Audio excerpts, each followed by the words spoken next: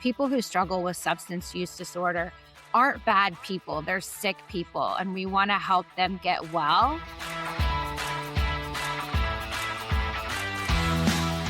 Welcome to the Joy Powered Workspace podcast, where we help HR and business leaders embrace joy in the workplace. I'm JoDee Curtis, owner of Purple Ink, and with me is my friend and co-host Susan White, owner of Susan Tender White Consulting and HR consulting practice.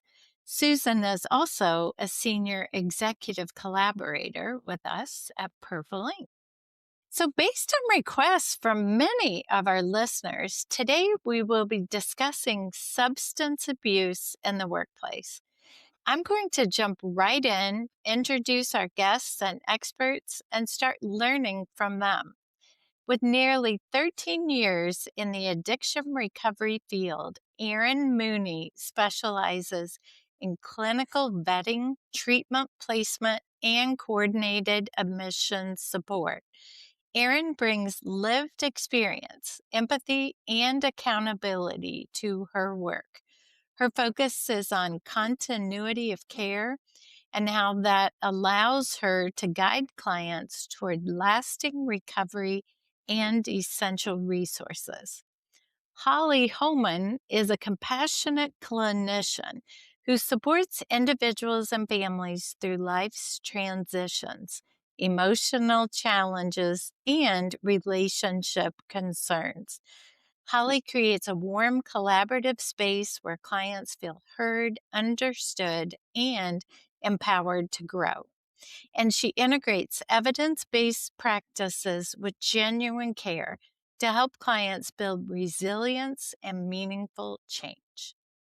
Erin and Holly, thanks for joining us on the show today. And Erin, congratulations on being 16 years sober. Can you share a little bit with our listeners about your recovery journey? Absolutely. And thank you very much. It is a gift for sure to be in recovery. And my journey really started as a child. I unfortunately lost my dad when I was 12, my brother when I was 18, and my mom when I was 23 years old. And unfortunately, I was the lone soldier and was an avid athlete and, just a go-getter. And alcohol became my solution to numb the feelings. I also have a predisposition to alcoholism from a lot of genetics in my family. And so once I found the path to recovery and found a solution different than alcohol, is that's the problem, right? Is I found a solution that took care of my emotions, which was temporary and which ended up not working for a long period of time. I had to retrain my brain, get the help I needed, get the support, and involved in recovery still to this day for myself and as a part of my profession. Yeah.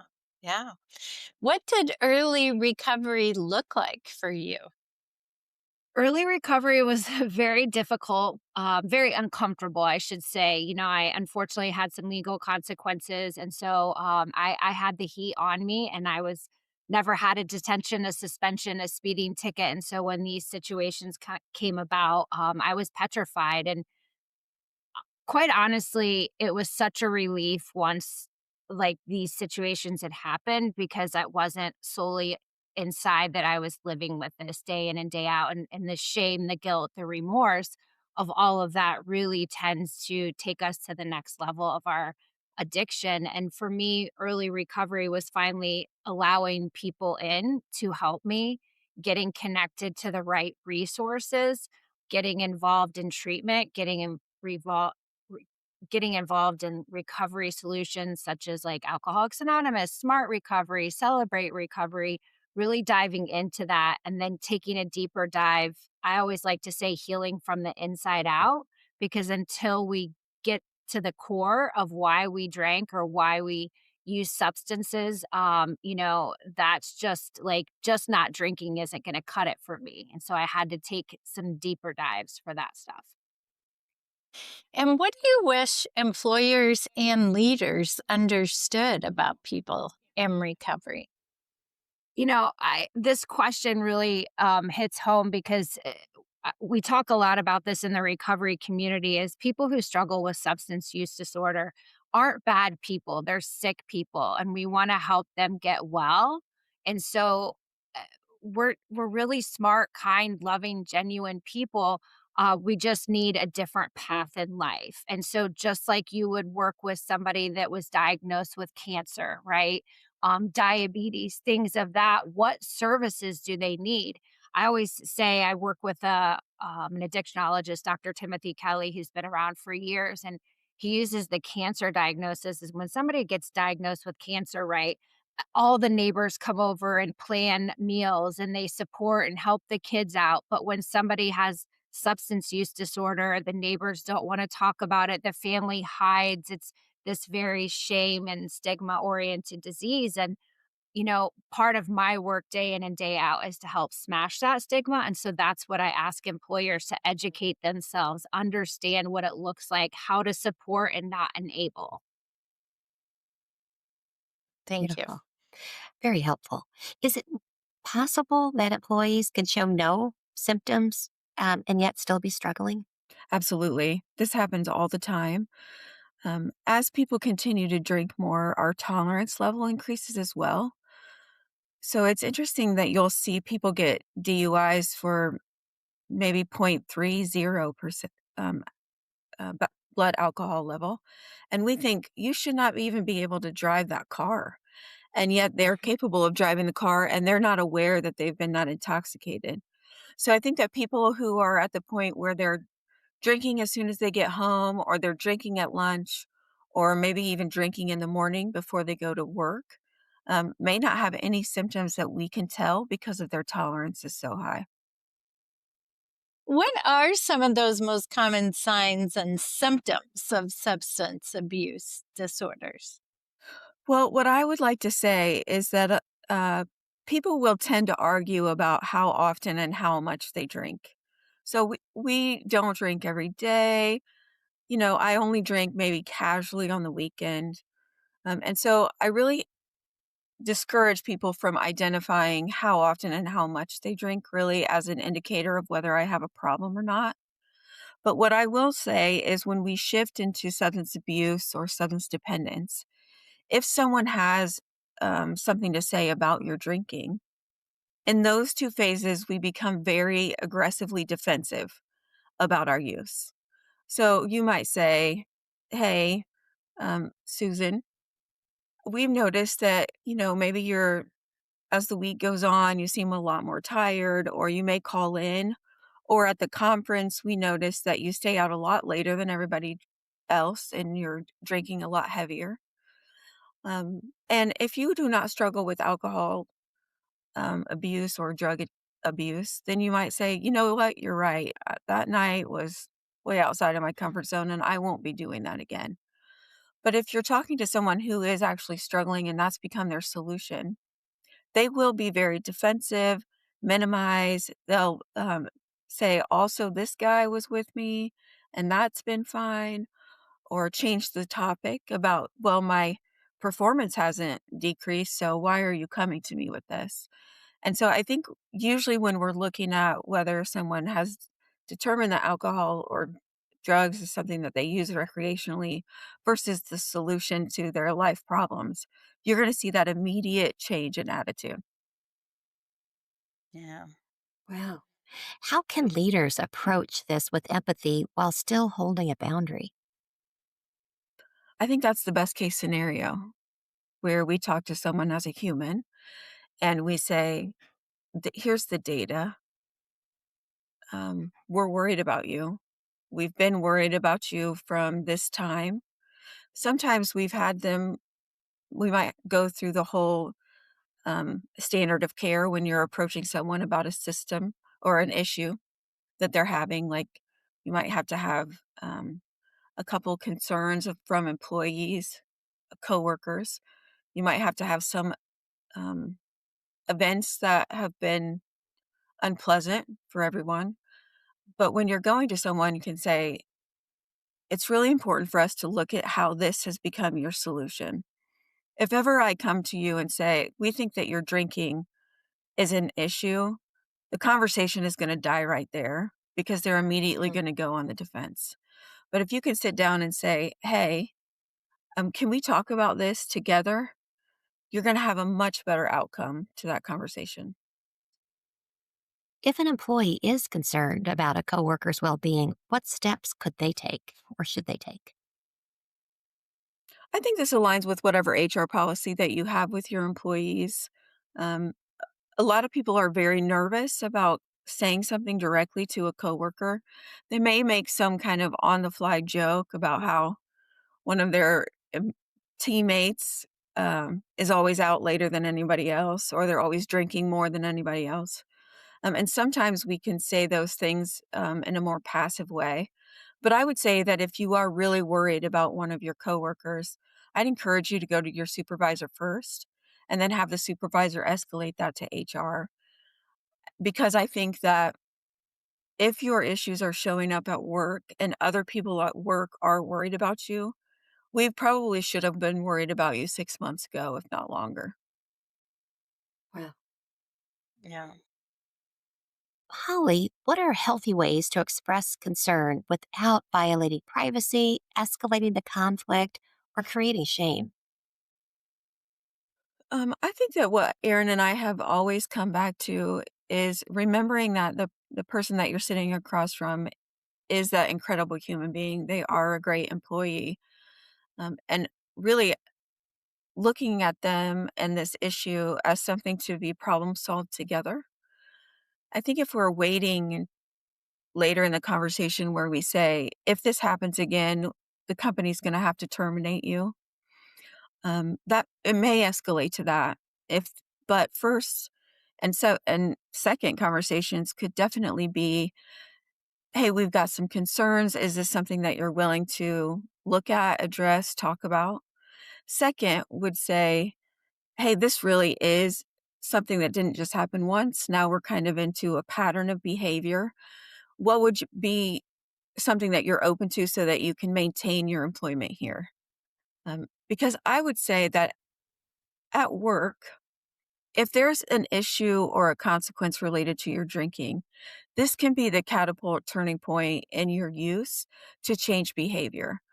Our culture has this really interesting term that we use called functioning alcoholic, which is probably the worst thing that we've ever come up with. Maybe not the worst, but in our line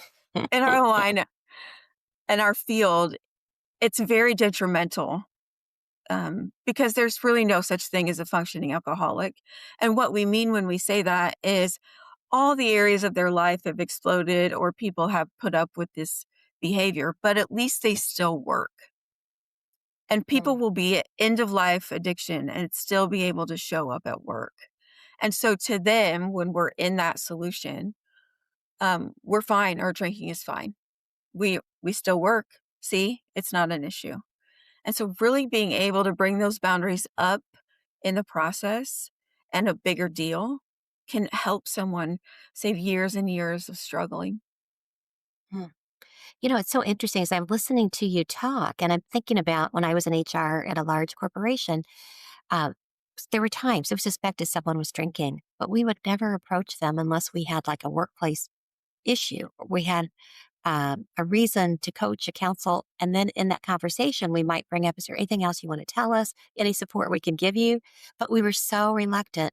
I don't know if we were, maybe what we could have helped somebody if we had felt less scared of Mhm. violating, their dignity or their rights or whatever. Maybe, maybe we should have. So I'm having my regrets now. What your advice would be if we have, if we the example would be people say, I smelled it on him. I smelled alcohol on him. And we're like, we have no other thing other than you think you're smelling that. And then people go by and do whiff checks. They're like, I don't smell it. I don't smell it. Oh, Holly, should we have handled it differently? Well, I'm never going to shame people for past behavior. And this is our ability to react to these kinds of situations have um, empathically have really increased over just the last probably 5 or 6 years. Mm, And so I do think that there was a huge um, concern about addressing someone's drinking unless we had solid proof. Like, do we have them on mm, camera? Are they clearly Right. intoxicated at their desk? Hmm. But I can say that if we do have these conversations sooner now, when we have more understanding and more resources, quite honestly, to Sure. offer them, have those quick have those conversations quicker. I would I would rather go into HR and say someone smelled alcohol and I wasn't. It was like, "Oh, my hand sanitizer," than Hmm. to let someone, well, be able to get away with drinking at my desk for years. Hmm. Interesting. Well, thank you. Any advice you have for our listeners who are people leaders that so that they can help create a culture that encourages help seeking rather than hiding? I'd like to circle back to what Aaron said. We know that when we're addressing substance use disorders, our culture is still very shame based and motivated by guilt.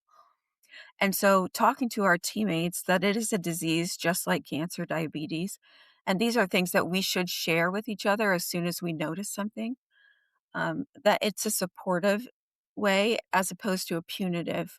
And a lot of people will not go to treatment, residential treatment, or IOP, some of those things that they really need, because they're afraid that they'll lose their job. And so, really understanding that this is not something that we will punitively address, but as a way to keep you as a great employee with our company. Beautiful.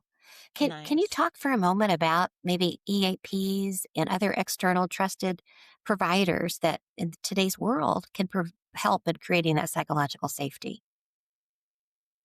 As a therapist, I'm always looking when I'm referring to other people, do people have a history of treating addiction?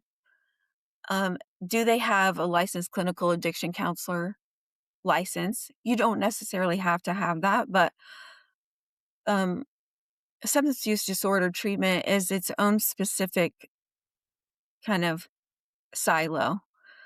Like I would not say I specialize with women who are right outside of birth and post depression, prenatal Mhm. depression or postpartum depression. So you're really looking for experts in the field of addiction. And so you can understand all these things about coming home from treatment, how to talk to your employer, how to talk to the family. Um, Otherwise, sometimes those behaviors that we talked about, defensiveness, minimizing, those things can go overlooked by someone who doesn't have that expertise. So, how should employees or HR respond when defense mechanisms slow up, like denial, anger, minimizing, blaming, or avoidance? First, it's great when you can recognize that that's happening. I think one of the nicest things to sit across the table having that conversation is to not take that personally because it's really easy to do that. And Mhm. that means that you've lost the conversation, is so to speak, if we get distracted or upset ourselves or we shut down to avoid further conflict. So, labeling what's happening and then always coming back to just the facts that you know. I understand that this Mhm. is probably very upsetting. Let's talk about maybe what your coworkers were maybe worried about or, um, always just kind of bringing that around. I think that people in HR are very good at that anyway, having those more confrontive conversations. Um, but it would I be wish I was nice. better at it. You wish you were better. I wish I was better at it. Yes. Yeah, Yeah. me too. Yeah. Me too. Just some education for yourself about some of those defense mechanisms and how to not take it personally so that you continue maintaining that conversation. Although the goal of defense mechanisms is to shut down the conversation no matter what. So they do tend to escalate if you don't fall for the first Mm. ones, but also Ah, understanding like where your out is, right? Obviously, I'm not going to tolerate anything that's openly hostile. The sure. conversation is over at Sure. that point. Um, Yeah. Holly, is it important that HR that or whoever this person is who representing the company having this conversation, um, that they do set boundaries, that you get in, you lead with empathy, you talk it through, how Mhm. can we help support you? do we need to say, "Y- we've got to fix this or Mhm. else? I mean, do we get, I mean, where does that line drawing need to happen?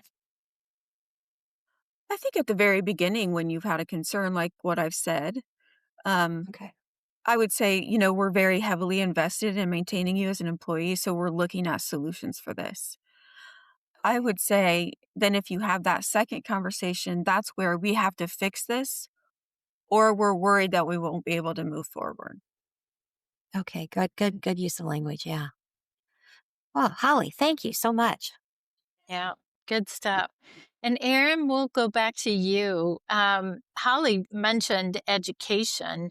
Where can we as individuals or companies find credible resources on substance abuse disorders, right? To help us to understand these better.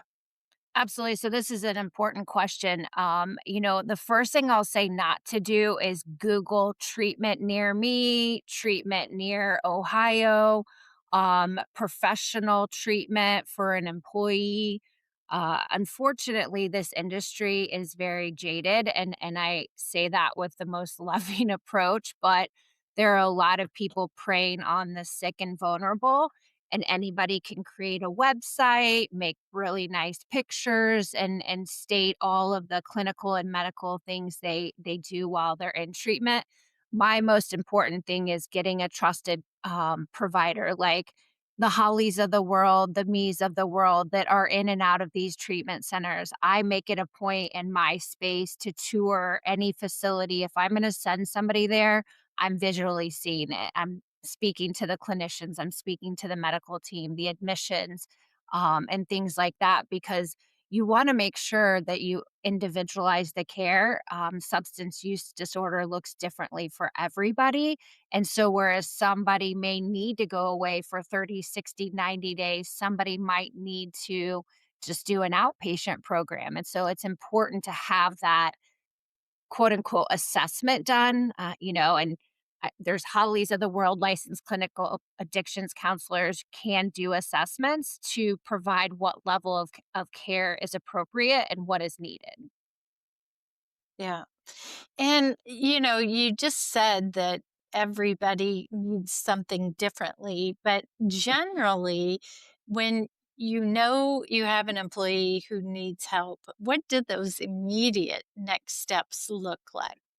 Well, I always say this, like a trusted provider and a plan eliminates a chaotic moment, right? And so having all of those things when you come into the treatment, we need to get you help, right? That's already, you're already at a crisis. So then if you're scrambling to find somebody to do an assessment for the employee, get them treatment, that means you're doing all this research when the crisis is happening and nobody's thought process is rational, especially the person trying to seek treatment is they're going to pull up every red flag. I can't go because of work. I can't go because my kids. And so having these options in place, I typically have like a one pager handy all the time that has options for treatment, if they fit this criteria, if they fit that criteria. And there's treatments all across the country. I don't necessarily refer people in Indiana if they're not a good fit for treatment in Indiana. That's where I live, right? And so looking at all options possible is imperative in eliminating the crisis. Yeah. So having a clear plan, a trusted provider.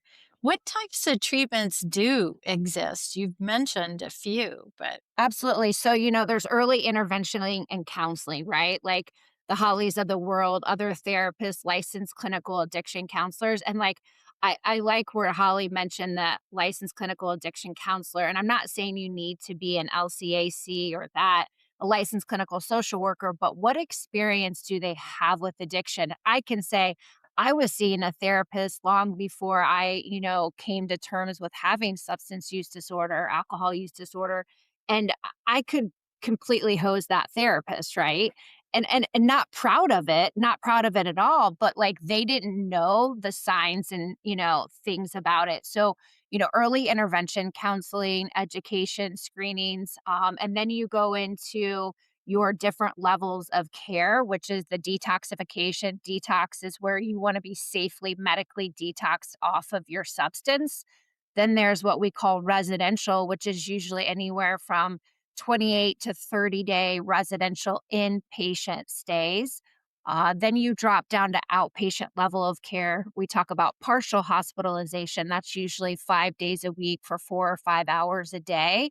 And then a drop down from there would be intensive outpatient programming, which is typically 3 hours a day, 3 days a week. And then you have step downs from there that are usually like an hour or two per week. Recovery coaching is something that's accessible, individual therapy and support groups as well, right? Because treatment only lasts a certain amount of time.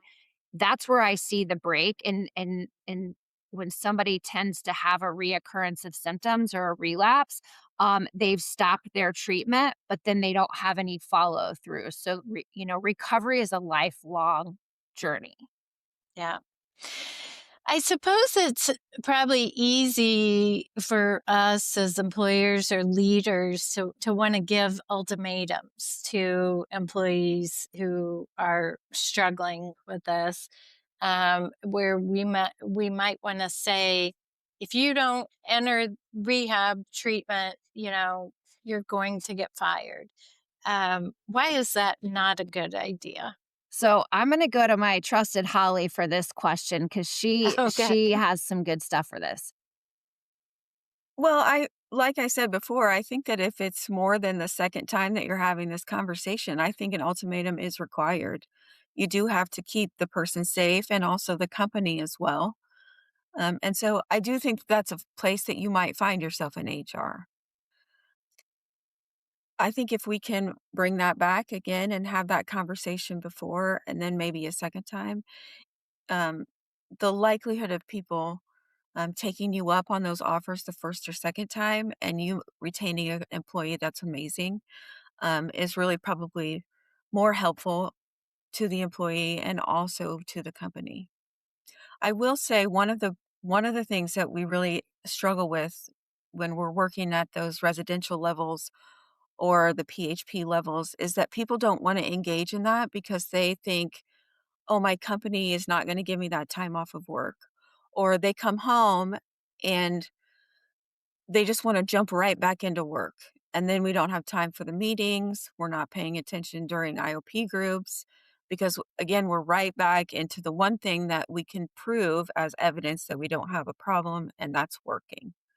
And so, what I would want to really encourage you when you're sitting down with your employees says, hey, we would really appreciate it and really benefit if you would consider residential treatment. During that time, it's really important that the company not give them work. That means they can't work from the laptop that they bring to residential treatment. Then they are spending all of their free time or skipping groups doing their work and not being able to shut off that brain to do some of that deeper feeling work or allowing themselves to have the space to do what they need to do, as opposed to just clinging on to this, see, I'm fine, I work. And for either one of you, what does a shared recovery or accountability plan look like between the employee and the company?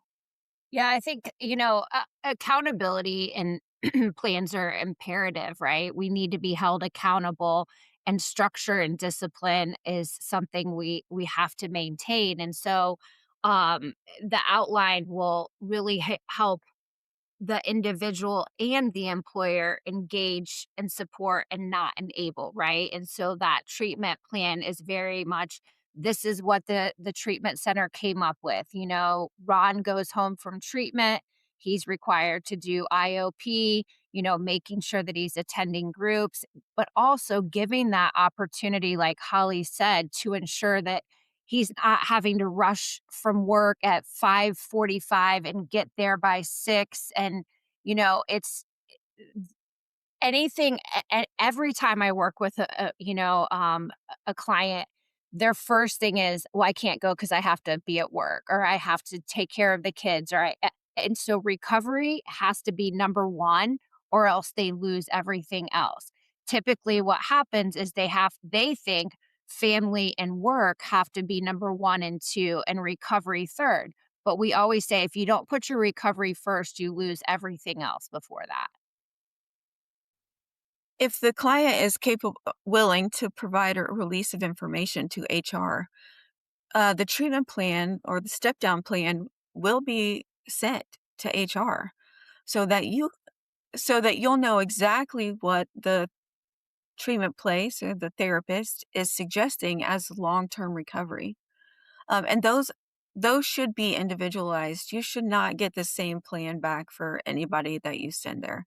They should be very focused on what they need, the family needs, um, what they're open to. Some people are not open to AA meetings, and so we're not gonna push that. We're gonna push something else then so that they are not doing things a lot of things that they don't actually wanna do, which can create some more resentment. And so having that plan in between and having maybe probation period when they return back can be something that HR can really leverage to help them actually create recovery lifestyle once they return home. Yeah. It sounds like the key really is to get them to a trusted first provider as early as possible. Is that Correct. Yes. Yes. Because unfortunately in HR, you guys wear 1,000 hats, right? And you can't be an expert in every single thing, right? And so this is what I always say is like people like us, that's our job, right? That is our job to help these people. And so really getting a core group of people that you trust, that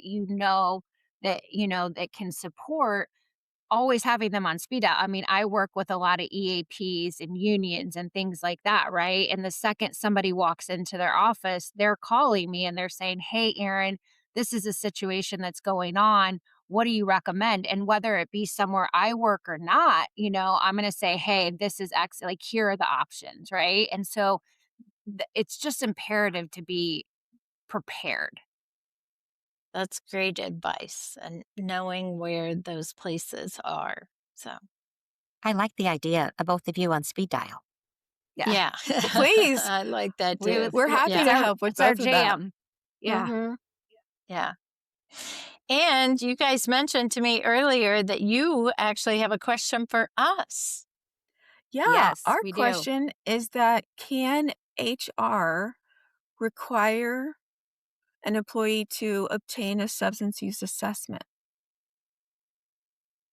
Well, generally, yes. I had to research this question myself, but only if it is job related and consistent with the business necessity. So, really, it does fall under the Americans with Disabilities Act if there is an objective evidence that the employee's ability to perform essential functions is impaired, or if the employee poses a direct threat to themselves or others. And although, you know, in reading that, that can sound pretty clear, well, the direct threat may be pretty clear, but the ability to perform their essential job functions and whether that's impaired or not might not always be easy Mhm, to say. mhm, Certainly, we can have safety or regulated rules that will allow for that, like the Department of Transportation has rules like drivers, pilots, pipeline workers, very specific requirements around that.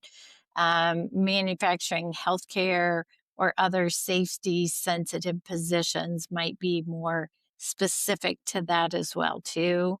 In these cases, evaluations are often part of compliance and not discretion. Many times, at least I've heard about these happening when an accident has occurred already. And then you jump into like a post accident or post incident process or procedures.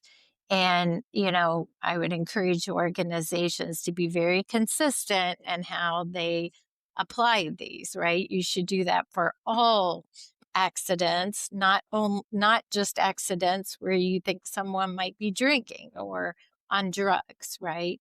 And then after there is a policy violation or a treatment leave, employers can require a substance use evaluation, a proof of fitness for duty, or follow up monitoring. But it is important to understand the difference between substance abuse and a disability.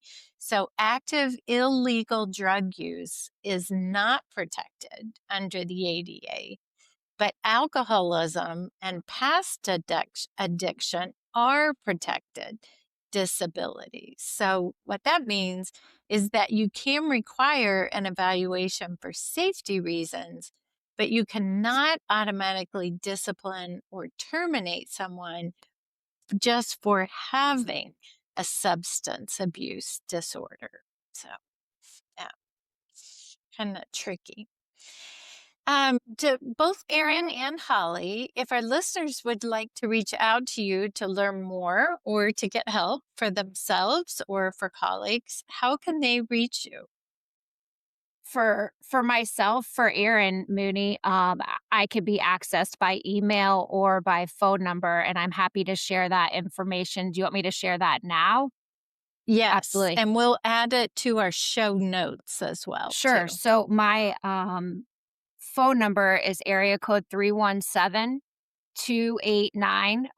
317-289-4511, and then my email would be Mooney, Mooney at Aware Recovery. And you can reach me at journeycounseling .com. We have a website. My email is holly at journeycounseling.com. And our phone number is 317-660-1818. We have a license to provide therapy for people in Indiana. And I also have an active license in Ohio.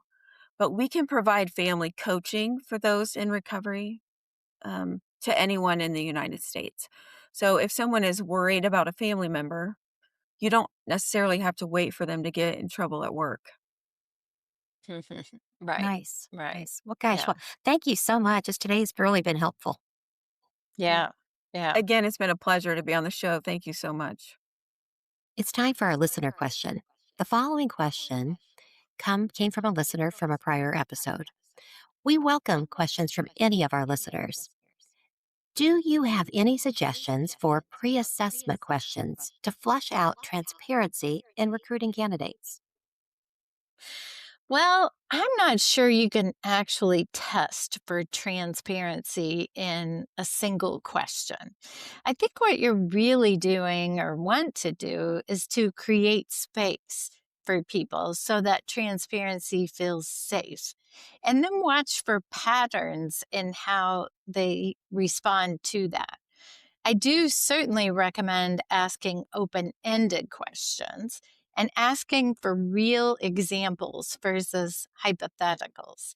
The what have you done versus what would you do? In the what would you do questions, of course, we all are going to answer with our very best scenario, right? Of Yes. what we should do if something happened. But when asked what we have done is a different scenario.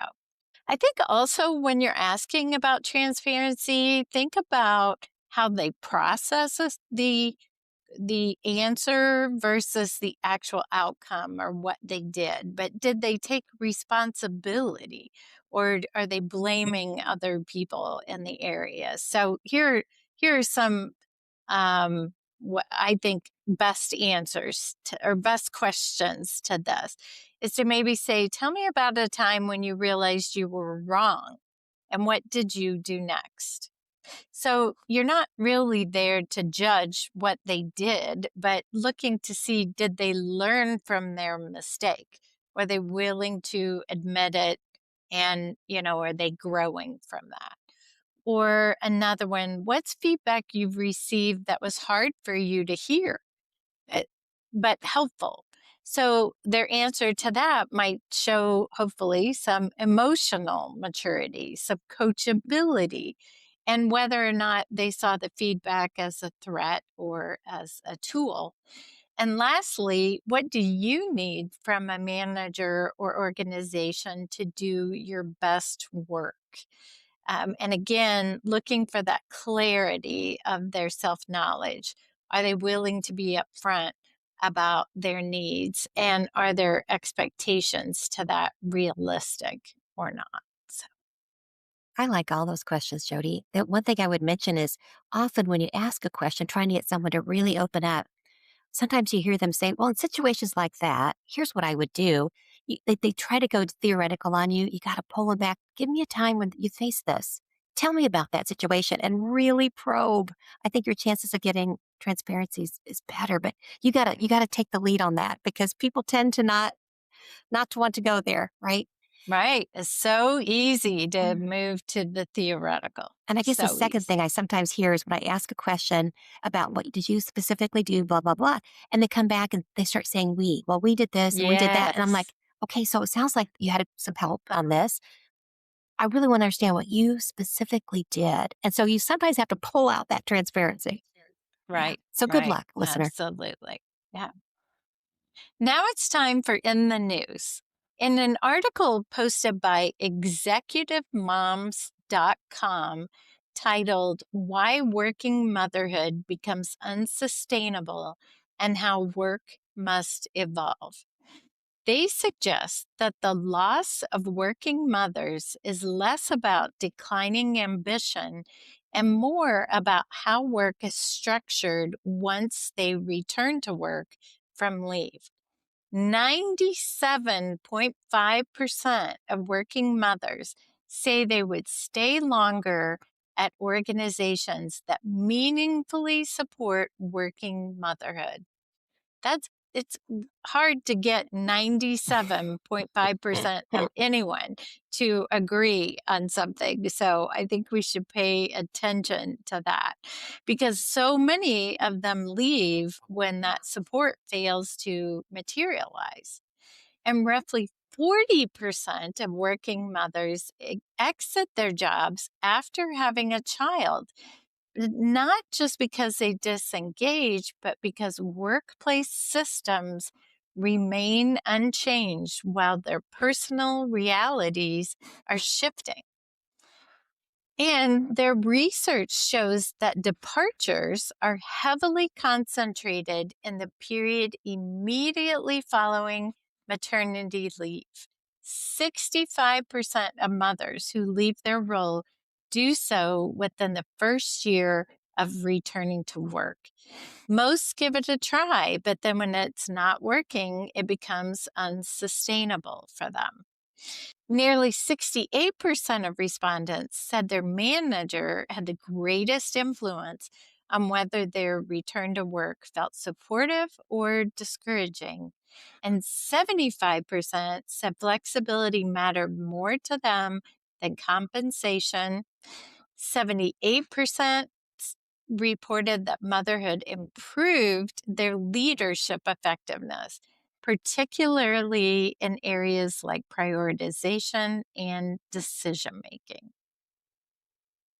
They summarized that as organizations face ongoing talent shortages and rising retention pressure, that solving for working motherhood may be less about accommodation and more about building workplaces that function through life transitions and not despite them.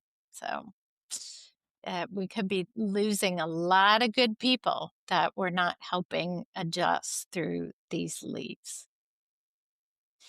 If you're SHRM certified, you can get credit for listening to this episode. To get the code, go to getjoypowered.com/SHRM and fill out a short evaluation. When you finish the evaluation, you'll get the code and a link to proof of participation certificate. The code will expire on April 20th, 2027. Again, that's getjoypowered.com/SHRM to get the code, and it will expire on April 20th, 2027. Thank you for listening, and thank you for your dedication to the HR profession. Thank you. Thanks for listening, and make it a joy-powered day. Thank you. If you like the show, please tell a few friends about us and let us know what you thought by leaving us a rating or review on Apple Podcasts or wherever you're listening right now. Become a Joy Powered member to get extras like early access to episodes, video versions of the episodes, bonus episodes, and even more. Learn more at patreon.com/joypowered. You spell Patreon, Patreon. So it's patreon.com/joypowered. You can find more information on our podcast, books, blogs, and more at getjoypowered.com. We're at JoyPowered on Instagram, LinkedIn, and Facebook. And you can email us via joypowered@gmail.com. Make it a joy-powered day.